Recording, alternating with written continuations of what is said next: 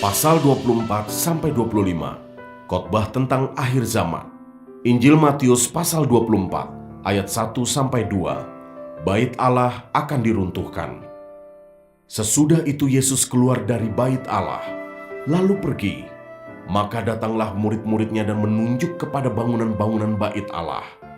Ia berkata kepada mereka, "Kamu melihat semuanya itu? Aku berkata kepadamu, sesungguhnya tidak satu batu pun di sini akan dibiarkan terletak di atas batu yang lain.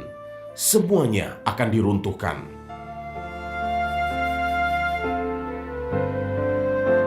Ayat 3-14, permulaan penderitaan. Ketika Yesus duduk di atas bukit Zaitun, datanglah murid-muridnya kepadanya untuk bercakap-cakap sendirian dengan dia. Kata mereka, "Katakanlah kepada kami, bila manakah itu akan terjadi, dan apakah tanda kedatanganmu dan tanda kesudahan dunia?" Jawab Yesus kepada mereka, "Waspadalah, supaya jangan ada orang yang menyesatkan kamu. Sebab banyak orang akan datang dengan memakai namaku dan berkata, 'Akulah Mesias,' dan mereka akan menyesatkan banyak orang. Kamu akan mendengar deru perang atau kabar-kabar tentang perang. Namun berawas-awaslah, jangan kamu gelisah, sebab semuanya itu harus terjadi. Tetapi itu belum kesudahannya, sebab bangsa akan bangkit melawan bangsa, dan kerajaan melawan kerajaan. Akan ada kelaparan dan gempa bumi di berbagai tempat. Akan tetapi semuanya itu barulah permulaan penderitaan menjelang zaman baru. Pada waktu itu kamu akan diserahkan supaya disiksa, dan kamu akan dibunuh, dan akan dibenci semua bangsa oleh karena namaku. Dan banyak orang akan murtad, dan mereka akan saling menyerahkan dan saling membenci. Banyak nabi palsu akan muncul dan menyesatkan banyak orang. Dan karena makin bertambahnya kedurhakaan, maka kasih kebanyakan orang akan menjadi dingin. Tetapi orang yang bertahan sampai pada kesudahannya akan selamat. Dan Injil Kerajaan ini akan diberitakan di seluruh dunia menjadi kesaksian bagi semua bangsa. Sesudah itu barulah tiba kesudahannya.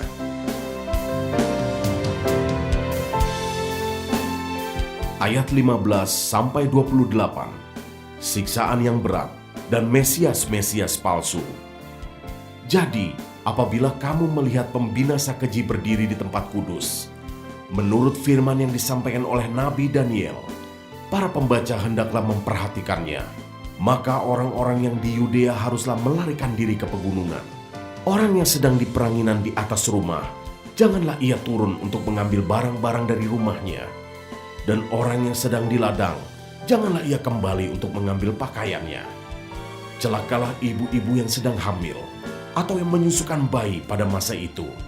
Berdoalah supaya waktu kamu melarikan diri itu jangan jatuh pada musim dingin dan jangan pada hari Sabat.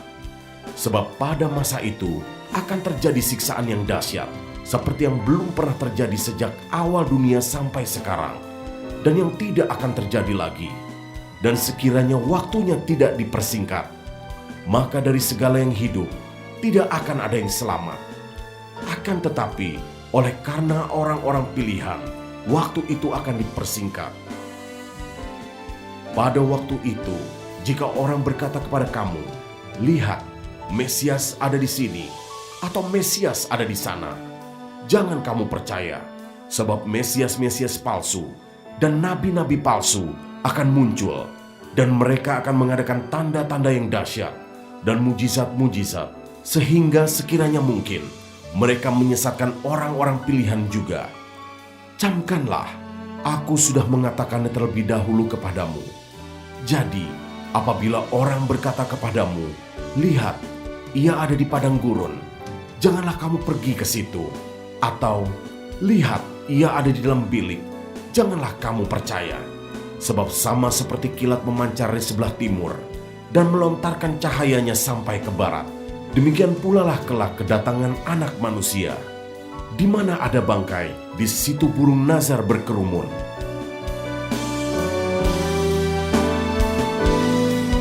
Ayat 29-36, kedatangan Anak Manusia. Perumpamaan tentang pohon ara. Segera sesudah siksaan pada masa itu, matahari akan menjadi gelap, dan bulan tidak bercahaya, dan bintang-bintang akan berjatuhan dari langit, dan kuasa-kuasa langit akan goncang.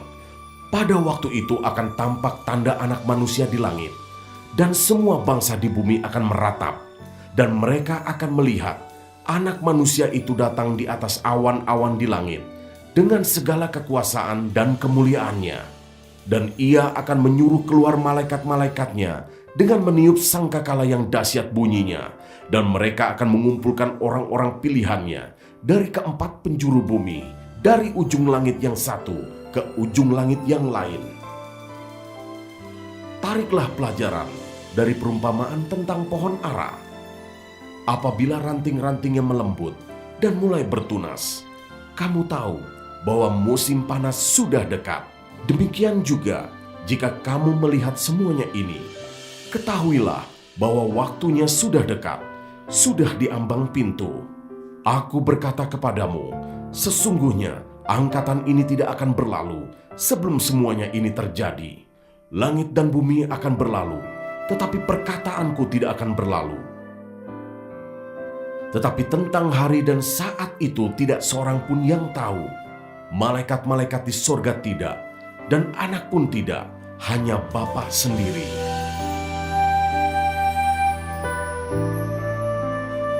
Ayat 37-44, nasihat supaya berjaga-jaga. Sebab sebagaimana halnya pada zaman Nuh, demikian pula halnya kelak pada kedatangan Anak Manusia. Sebab sebagaimana mereka pada zaman sebelum air bah itu makan dan minum, kawin dan mengawinkan, sampai kepada hari Nuh masuk ke dalam bahtera, dan mereka tidak tahu akan sesuatu, sebelum air bah itu datang dan melenyapkan mereka semua. Demikian pula halnya kelak pada kedatangan Anak Manusia. Pada waktu itu kalau ada dua orang di ladang, yang seorang akan dibawa dan yang lain akan ditinggalkan. Kalau ada dua orang perempuan sedang memutar batu kilangan, yang seorang akan dibawa dan yang lain akan ditinggalkan. Karena itu berjaga-jagalah, sebab kamu tidak tahu pada hari mana Tuhanmu datang. Tetapi ketahuilah ini, jika tuan rumah tahu pada waktu mana pada malam hari pencuri akan datang, sudahlah pasti ia berjaga-jaga dan tidak akan membiarkan rumahnya dibongkar. Sebab itu, hendaklah kamu juga siap sedia, karena Anak Manusia datang pada saat yang tidak kamu duga.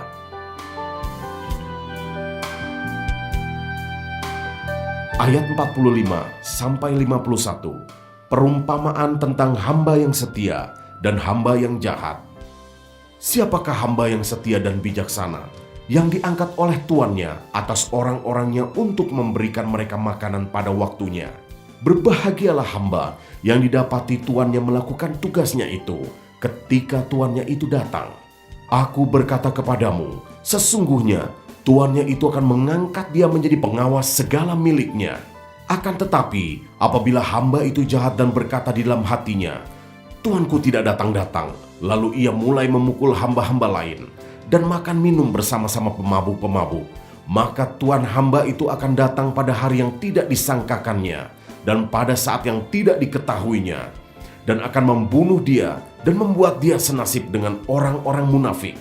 Di sanalah akan terdapat ratapan dan kertakan gigi.